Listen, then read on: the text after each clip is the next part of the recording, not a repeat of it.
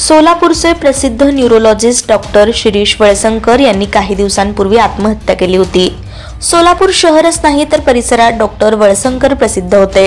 त्यांच्यासारख्या विख्यात न्यूरोसर्जननं हा टोकाचा निर्णय घेतल्यानं सर्वांनाच धक्का बसला। या आत्महत्या प्रकरणात सोलापूर पोलिसांनी 720 पानांचं आरोपपत्र सोलापूर कोर्टात सादर केलंय।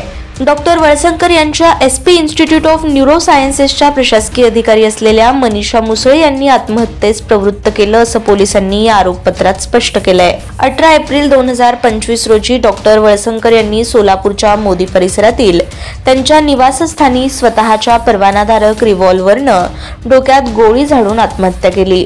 त्यांच्या खिशात सापडलेल्या सुसाईड नोटमध्ये मुसळे यांच्यामुळे आर्थिक बाबींवरून तीव्र तणाव आल्याचा आरोप केला होता। पोलीस तपासात SP इन्स्टिट्यूट ऑफ न्यूरोसायन्सेसच्या मोठ्या आर्थिक गैरव्यवहारांचा खुलासा झालाय। यामध्ये मुसळे यांची प्रशासकीय भूमिका महत्त्वाची होती। लाखो रुपयांचे संशयास्पद बँक व्यवहार माने यांच्याशी संबंधित खात्याशी जोडले गेले। त्यामुळे डॉक्टर वळसंकर यांच्या तणावाला ते कारणीभूत ठरले।